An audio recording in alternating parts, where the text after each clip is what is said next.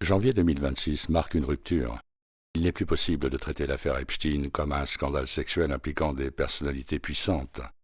Ce qui a été révélé au grand jour, documents, images, enregistrements, liens explicites, a fait passer le débat à un autre niveau. Il ne s'agit plus d'abus, d'excès ou de crimes individuels. Ce qui a été dévoilé au grand jour révèle des pratiques systématiques organisées et ritualisées. Et cela change tout. Pendant des années, le public a été conditionné à accepter un récit ambigu. Il y avait toujours des doutes, toujours un manque de preuves définitives, toujours un appel à la prudence. Cette époque est révolue. Les documents rendus publics ne laissent aucune place à la naïveté.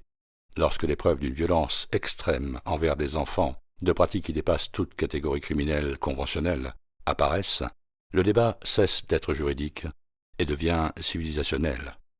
L'enjeu n'est plus de savoir qui a visité l'île ou qui a pris l'avion d'Epstein. L'enjeu est le fait que des réseaux de ce type n'existent que lorsqu'ils sont soutenus par une protection institutionnelle profonde. Et il n'y a pas de pédophilie rituelle, pas de traite d'êtres humains à l'échelle transnationale, pas de production systématique de matériel extrême sans couverture politique, policière, judiciaire et médiatique. Ce n'est pas une conspiration, c'est la logique du pouvoir.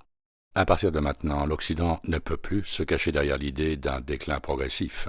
Il ne s'agit pas simplement d'une dégénérescence culturelle ou d'une perte de valeur. Il s'agit de quelque chose de plus sombre. Une élite qui opère en dehors de toute limite morale reconnaissable et qui continue pourtant à gouverner. Les personnes directement ou indirectement impliquées dans ce monde continuent à décider des élections, des guerres, des politiques économiques et du sort de sociétés entières. Un autre élément décisif est que nous ne savons toujours pas qui est à l'origine de la fuite. Cette incertitude est centrale. Il peut s'agir d'une manœuvre de Donald Trump ou de secteurs qui lui sont favorables, visant à détruire définitivement leurs ennemis internes et à réorganiser le pouvoir aux États-Unis dans une direction minimalement positive. Il peut s'agir aussi du contraire, une divulgation contrôlée d'informations destinées à faire pression sur Trump pour qu'il serve les intérêts des démocrates et de l'État profond. Et la vérité dérangeante, impossible à ignorer, est que tout cela pourrait encore faire partie d'un plan encore plus profond et plus macabre de l'État profond, justement, englobant à la fois les démocrates et les républicains, visant à résoudre la question Epstein par une campagne brutale de désensibilisation collective, normalisant dans l'opinion publique l'idée que l'élite occidentale est composée de pédophiles, de satanistes et de cannibales. Cela renforce un point essentiel. La vérité n'a été révélée que parce qu'il n'était plus utile de la cacher. Pendant des décennies, tout cela était connu en coulisses. Le silence n'était pas le résultat d'un échec des enquêtes, mais d'une décision prise au plus haut niveau. La presse est restée silencieuse, les agences sont restées silencieuses, les tribunaux sont restés silencieux.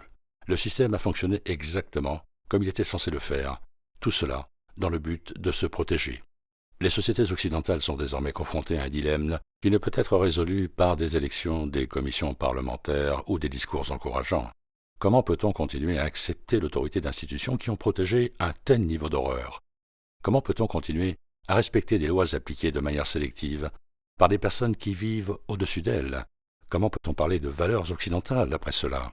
Le problème est que l'Occident moderne a oublié comment réagir face à tout ce qui est vil et fondamentalement mauvais. Dans les sociétés occidentales, les gens ne savent plus comment faire face au mal absolu, surtout lorsqu'ils se trouvent au sommet de la société. Tout devient procédure, tout devient médiation, tout devient langage technique. Pendant ce temps, la confiance sociale s'évapore. Et il ne s'agit plus ici de gauche et de droite, de libéralisme et de conservatisme. Il s'agit d'une rupture entre le peuple et les élites, entre des sociétés qui conservent encore un certain sens des limites et une classe dirigeante qui agit comme si elle était en dehors de l'espèce humaine commune. S'il y a quelque chose de positif à retenir de ce moment, c'est la fin de la naïveté. Il n'est plus possible de prétendre que le système est malade mais guérissable. Ce qui restait du projet anti-civilisationnel occidental a été rongé de l'intérieur. Ce qui va suivre est encore incertain et sera contesté par tous les moyens possibles et nécessaires.